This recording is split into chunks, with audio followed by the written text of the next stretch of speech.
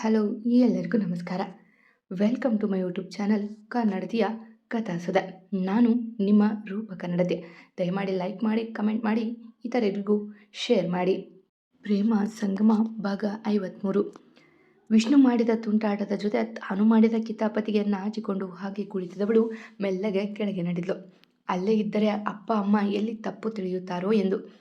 ಅಯ್ಯೋ ಚಾಂಪ್, ಏನೋ ಇದು ನಿನ್ನ ಅವಸ್ಥೆ, ಬಟ್ಟೆ ಎಲ್ಲ ಯಾಕೋ ತೆಗೆದಿದೆಯಾ ಎಂದು ಕೇಳಿದ್ರು ಗಿರೀಶ್ ಕೆಳಗೆ ಬಂದ ಆರ್ಯ ವಿಷ್ಣುವನ್ನ ನೋಡಿ.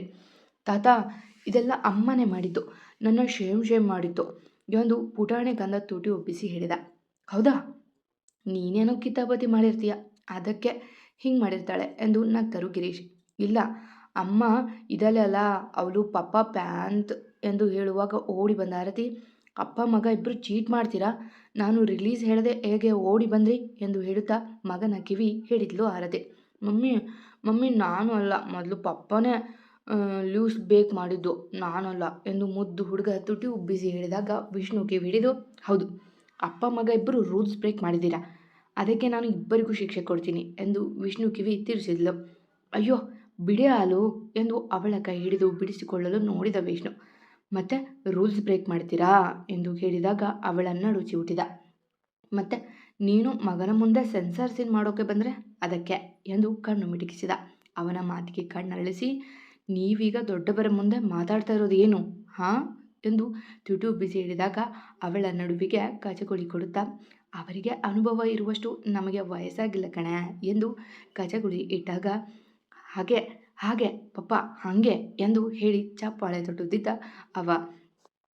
ಹಾಂ ಬೇಡ ಬೇಡ ಎಂದು ನಗುತ್ತಾ ಅವನ ಕೈ ಹಿಡಿದು, ಹೊಡೆದು ಬಿಡ್ತೀನಿ ಈಗ ಎಂದು ಹೇಳಿದಾಗ ತುಸು ದೂರ ಸರಿದು, ಸರಿ ಹೊಡಿಬೇಡ, ನೋವಾಗುತ್ತೆ ಎಂದಾಗ ಸೊಂಟದ ಮೇಲೆ ಕೈ ಇಟ್ಟು, ಹಾಗಿರಲಿ ಭಯ ಎಂದು ಹೇಳಿ ಆರ್ಯನ ಕಡೆ ನೋಡಿ, ಏನು ಮಗನೇ, ನೀನು ನನ್ನ ಕಡೆ ಅಲ್ವಾ, ನಿನ್ನ ಅಪ್ಪನ ಕಡೆ ಅಲ್ಲ ಎಂದು ಕಣ್ಣು ಸಂಕುಚಿಸಿ ಹೇಳಿದಾಗ ತಾತನ ಮಡಿಲು ಬಿಟ್ಟು ಮೆಲ್ಲಗೆ ಕೆಳಗೆ ಇಳಿದು, ಇಲ್ಲ ಮಮ್ಮಿ ಪ್ರಾಮಿಸ್, ನಾನು ನಿಮ್ಮ ಕಡೆ, ಆಗಲೇ ಪಪ್ಪ ಚಾಕಿ ಕೊತ್ತೀನಿ ಅಂತ ಮೋಸ ಮಾಡಿದ್ಲು ಎಂದು ಕಣ್ಣು ಮಿಟುಕಿಸಿದಾಗ ಸುತ್ತ ನೋಡುತ್ತಾ ಏನನ್ನೋ ಹುಡುಕಿದ್ಲು ಆರತಿ.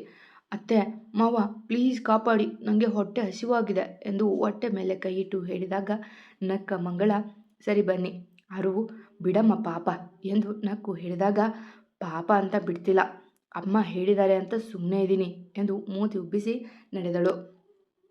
ಎಲ್ಲರೂ ನಗುತ್ತಾ ಹರಟುತ್ತಾ ಊಟ ಮಾಡಿದರು. ಹಬ್ಬವೇ ಮನೆಯಲ್ಲಿ. ಊಟ ಮುಗಿದ ಬಳಿಕ ಅಮ್ಮ ಮಗಳು ಅಡುಗೆ ಮನೆ ಸ್ವಚ್ಛ ಮಾಡುತ್ತಿದ್ರೆ ಆರ್ಯ ತಾತನ ಜೊತೆ ಏನೇನೋ ಮಾತಾಡುತ್ತಿದ್ದ. ವಿಷ್ಣು ನೋಡುತ್ತಾ ಕುಳಿತಿದ್ದ. ಬನ್ನಿ ಚಾಂಪ್, ಮಲ್ಗೋಣ, ಬೆಳಗ್ಗೆ ಸ್ಕೂಲ್ ಇದೆ, ನೀವು ತಾತನ ಜೊತೆ ಇನ್ನೊಮ್ಮೆ ಆಟ ಆಡುವಂತ್ರಿ ಎಂದು ಕರೆದಳು ಆರತಿ. ಇಲ್ಲ ಮಮ್ಮಿ, ನಾನು ತಾತ ಜೊತೆ ಮಲಗ್ತೀನಿ ಎಂದು ಹೇಳಿದಾಗ ಸೊಂಟದ ಮೇಲೆ ಕೈ ಇಟ್ಟು, ಏನೋ ಬೆಳಗ್ಗೆವರೆಗೂ ನೀನು ಸುಮ್ಮನೆ ಮಲಗೋದಿಲ್ಲ, ರಾತ್ರೋರಾತ್ರಿ ಮಮ್ಮಿ ಪಪ್ಪ ಬೇಕು ಅಂತ ಹೇಳಿ ಅಳೋದು ನನಗೆ ಗೊತ್ತಿರೋ ವಿಷಯ, ಸುಮ್ಮನೆ ಅವರ ನಿದ್ದೆ ಯಾಕೆ ಹಾಳು ಮಾಡ್ತೀಯಾ, ನಡಿ ಮಲಗಿ ಎಂದು ಹೇಳಿದಾಗ ತಾತನ ಕೊರಳು ಒಪ್ಪಿದ ಆರ್ಯ, ಇಲ್ಲ ಅಜ್ಜಿ ಹೇಳಿದೆ, ಇನ್ಮೇಲೆ ಗುಡ್ ಬಾಯ್ ತಲ ನಿಮ್ಮ ಜೊತೆ ಮಲಗಬಾರ್ದು ಅಂತೆ ಎಂದಾಗ ಮೂತಿ ತಿರುವಿ, ಯಾಕಂತೆ ಎನ್ನಲು, ತಂಗಿ ಪಪ್ಪು ಬಲ್ತಾಳೆ ಅಂತೆ ಎಂದು ಪೋರ ನಗುತ್ತಾ ಹೇಳಿದ್ದ. ಅಮ್ಮ ಎಂದು ಆರತಿ ಕಣ್ಣು ಕಿರಿದಾಗಿಸಿ ಅಮ್ಮನ ಕಡೆಗೆ ನೋಡಲು, ರೀ ನಾನು ತುಂಬ ನಿದ್ದೆ, ನೀವು ಮಗುನ ಕರೆದುಕೊಂಡು ಬನ್ನಿ ಆಯಿತಾ ಎಂದು ಹೇಳಿದ ಮಂಗಳ ಅಲ್ಲಿಂದ ಓಡಿದ್ರು.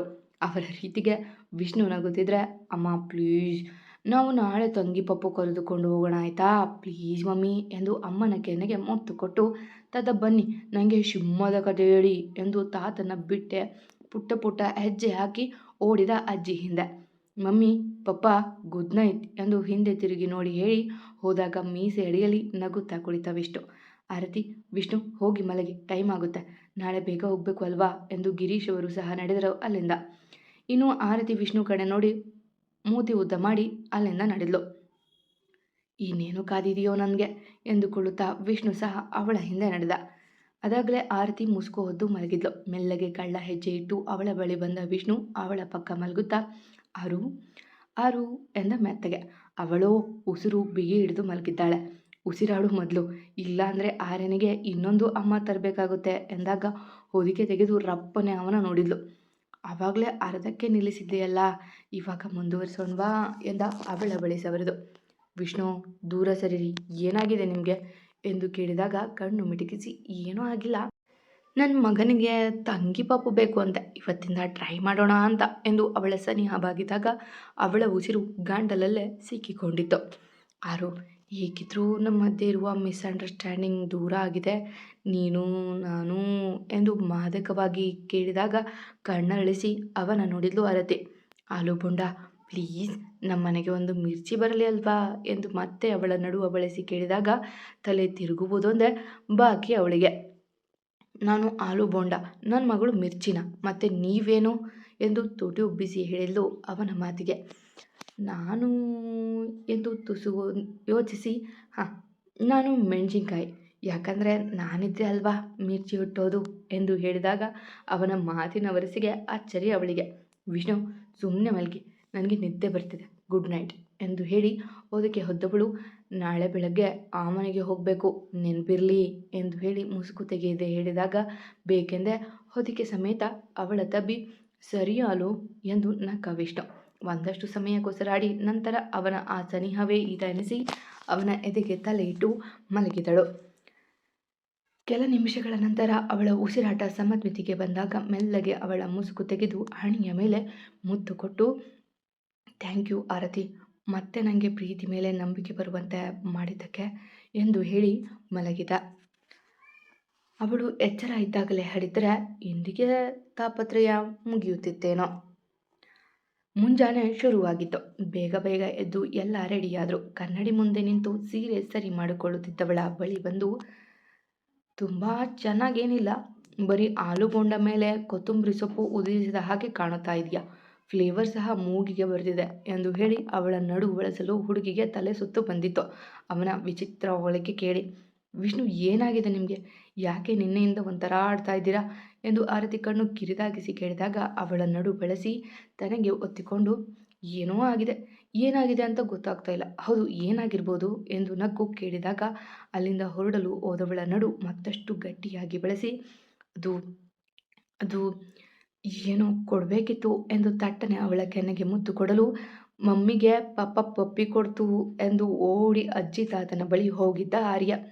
ಅಯ್ಯೋ ಮುಗೀತು ನಮ್ಮ ಕತೆ ಎಂದುಕೊಂಡು ಅವಳು ಅವನ ಎದೆಯ ಮೇಲೆ ಕೈ ಇಟ್ಟು ತಳ್ಳಿ ಕೆಳಗೆ ಬರಲು, ಅದಾಗಲೇ ಅಪ್ಪ ಅಮ್ಮಂಗೆ ಇದೇ ತಲ ಪಪ್ಪಿ ಕೊತ್ತಿದ್ದು ಎಂದು ತಾತನ ಕೆನ್ನೆ ಮೇಲೆ ತುಟಿ ಒತ್ತಿ, ಆಲತಿ ನಿನಗೆ ಏನೋ ಕೊಬ್ಬಬೇಕು ಅಂತ ಹೇಳಿ ಕೊತ್ಲು ಎಂದು ಬೇರೆ ಹೇಳಿದಾಗ ನಾಚಿಕೆ ಆಗಿತ್ತು ಇಬ್ಬರಿಗೂ. ತಂದೆ ತಾಯಿ ಮಾತ್ರ ಮಗಳ ಜೀವನ ಸರಿ ಹೋಗುವ ಸೂಚನೆ ಸಿಕ್ಕ ಖುಷಿಗೆ ಮನ ತುಂಬಿಕೊಂಡು, ನೀವಿದ್ದ 2 ದಿನ ತುಂಬ ಚೆನ್ನಾಗಿತ್ತು, ನೀವು ಹೊರಟು ನಿಂತದ್ದು ಬೇಸರ ಆಗ್ತಿದೆ, ಆದರೆ ಏನು ಮಾಡೋದು, ಕಳುಹಿಸಿಕೊಡ್ಲೇಬೇಕು, ಆಗಾಗ ಬರ್ತೀರಿ ಎಂದು ಗಿರೀಶ್ ಅವರು ಹೇಳಿದಾಗ ಅವರ ಕೈ ಹಿಡಿದು, ಇಷ್ಟು ಒಳ್ಳೆಯ ವಜ್ರ ನನಗೆ ಕೊಟ್ಟಿದ್ದೀರಾ, ಇಷ್ಟು ದಿನ ನಾನು ಅದನ್ನು ಕಲ್ಲು ಅಂದುಕೊಂಡಿದ್ದೆ, ಇಲ್ಲಿಗೆ ಬಂದಮೇಲೆ ಅದರ ಬೆಲೆ ತಿಳಿತು, ನಿಮಗೊಂದು ದೊಡ್ಡ ನಮಸ್ಕಾರ, ಹಾಗೆ ನೀವು ಮನೆಗೆ ಬರ್ತೀರಿ ಎಂದು ಹೇಳಿದಾಗ ಆರತಿ ಅವನನ್ನೇ ಧನ್ಯತಾ ಭಾವದಿಂದ ನೋಡಿದ್ಲು. ಸರಿ ಹೋಗಿ ಬರ್ತೀವಿ ಅಪ್ಪ ಅಮ್ಮ ಎಂದು ಕಣ್ಣು ತುಂಬಿಕೊಂಡು ಅಪ್ಪ ಅಮ್ಮನ ಅಪ್ಪಿ ಹೇಳಿ ಕಾರೇರಿದಾಗ ಎಲ್ಲರ ಮನ ಭಾರವಾಗಿತ್ತು. ಅವಳು ಕೈ ಬೀಸುತ್ತಾ ಅಲ್ಲಿಂದ ಮರಿಯಾದಾಗ ಮನೆ ಮಗಳ ಕಳುಹಿಸಿದ ಮೇಲೆ ಖಾಲಿಯಾಗಿತ್ತು. ಮತ್ತೆ ಸಿಗುವ. ಕತೆ ಇಷ್ಟ ಆಗಿದ್ದರೆ ಕಮೆಂಟ್ ಹಾಕಿ, ಜಾಸ್ತಿ ಇಷ್ಟ ಆದರೆ ಸಬ್ಸ್ಕ್ರೈಬ್ ಆಗಿ. ಎಂದಿನಂತೆ ನಿಮ್ಮ ಪ್ರೀತಿ ಕಮೆಂಟ್ ಪ್ರೋತ್ಸಾಹದ ನಿರೀಕ್ಷೆಯಲ್ಲಿ ನಾನು ನಿಮ್ಮ ರೂಪ ಕನ್ನಡತಿ. ಪ್ರೀತಿಯಿಂದ ಕತೆ ಕೇಳಿ ಪ್ರೋತ್ಸಾಹ ಕೊಡ್ತಿರೋ ಪ್ರತಿಯೊಬ್ಬರಿಗೂ ನನ್ನ ತುಂಬು ಹೃದಯದ ಧನ್ಯವಾದಗಳು. ಹೀಗೆ ಪ್ರೋತ್ಸಾಹ ನೀಡ್ತಾ ಇರಿ ಆಯಿತಾ.